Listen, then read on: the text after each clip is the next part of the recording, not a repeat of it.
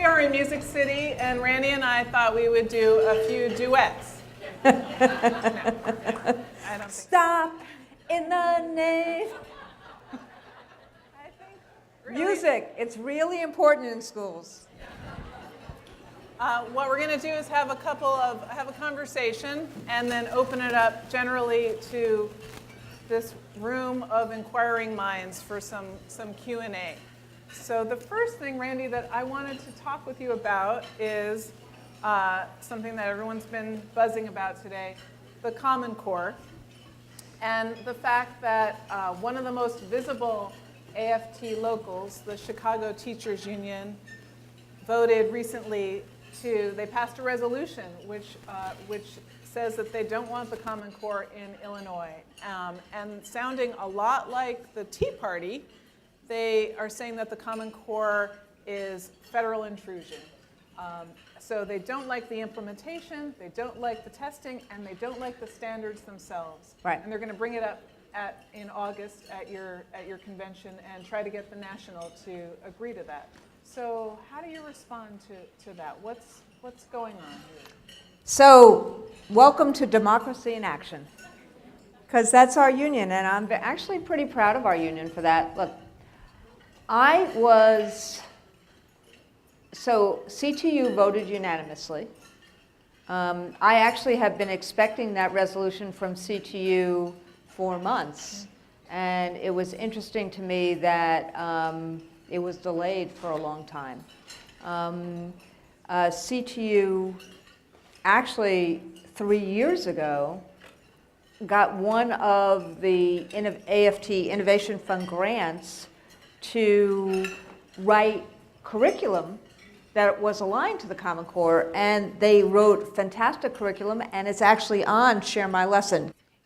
You could see this for a very long time. I actually went with Karen to a school in Chicago. I think it was called Lowell Elementary School, something like that. A day that they were doing an honoring of all the National Board teachers. And I really wanted to go to a school with her. And the moment you were at that school, you could see the total and complete depression and demoralization of teachers in Chicago. That you had, the entire school was there after school to have a dialogue with Karen and myself, and they just, they're so frustrated about everything. All of the data, all of the testing, and no help. And so they see the Common Core as a conspiracy to actually undermine education. That's what they see it as because of the experience that they're going through. And I think it's important because to understand that and reflect on that. Because you didn't get this resolution 3 years ago. You got this resolution after people keep asking for help, asking for resources, and none of them are forthcoming in Chicago. In fact, it feels like that the Chicago mayor simply wants to kick the public system in the teeth at every opportunity.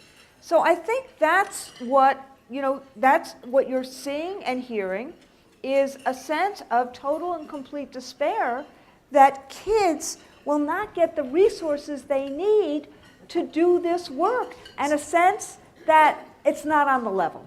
So how particular is that to Chicago, and how universal is that sentiment nationwide? Have we reached some kind of pivot point where teachers are turning on the Common Core? Well, I think you're seeing, so this is what I see. New York, this topic is red hot. But the New York resolution from my affiliates convention said, we oppose the Common Core as currently implemented. The Ohio resolution says we support the Common Core if it's implemented well. The California resolution says we support the Common Core implemented in the following ways. So you have basically, in Montana when CTU, when Chicago did this, Montana, our leader in Montana, wrote both Dennis and I a note saying, you know, we really support the Common Core. And just this weekend, you have a teacher in West Virginia who's one of our members who talked about the promise of the Common Core. So what I'm saying is the discussion is all over the place. And so I'm looking forward to the discussion this summer. And I want to have that discussion on the floor of our convention this summer. And so that's the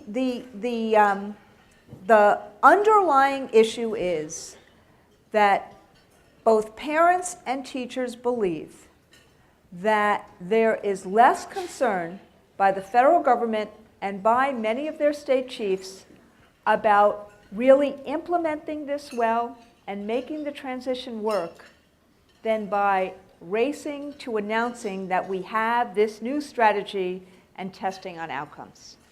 And if that trust dynamic doesn't change, I think the Common Core is doomed. And that's from someone who really believes in it, and believes in it very personally from what I saw when I taught 11th and 12th grade. I just want to follow up on something you said a minute ago. What exactly about the K-2 Common Core, the standards for K-2, do you consider developmentally inappropriate, and what needs to be adjusted? That they're too focused on actual literacy and writing skills as opposed to creating, being much more developmentally about spatial relationships. And I am not an early childhood educator, but in talking to early childhood educators who have actually used them, that's what they say to us over and over again. We've heard a lot about how implementation of Common Core is not going well in a lot of places. Are there any places where it is going well? I mean, is there any place where you look and see this is a place where maybe we've found a way that it works? So I think that it is going well in a bunch of places, but I also think that you're not going to hear it on Twitter because people who are so angry about it will actually just push back anytime people say it's going well. There's a bunch of places in California that it's going well. There's a bunch of places in Montana that it's going well. In Volusia County, in Florida, even with all the craziness in Florida, I've seen classrooms, elementary school classrooms, 3rd and 4th grade classrooms, where you watch kids actually be able to explain how they've gotten to the conclusions they've gotten to.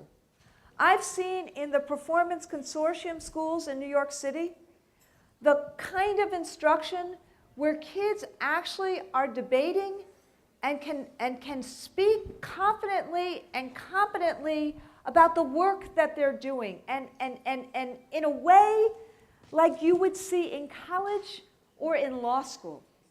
In IS 52 in New York, in PS 321 in New York, in the Nest School in New York. These are places where I've seen it work really well, but it's been a very intentional in terms of a real alignment between the standards and curriculum and professional development and people being given the chance to really try things and to mess up and to try something else. And that's why if we don't delink these assessments, some of which you have no idea whether they're even not only ready for prime time, but whether they're even aligned. If we don't delink it right now and give people a shot to see if this really works, and then do the adjustments we need, like, for example, K-2 Common Core standards. I've been convinced by early childhood educators that they're not good, that they need to be changed. So we've seen a lot, we've gotten a lot of information about what is and isn't working. And frankly, if the country is really into these standards as a way of creating a trajectory for kids to have problem-solving and critical thinking skills, then the Governors Association, the chiefs, and others would say, including Arnie Duncan, would say, okay, we'll make those adjustments.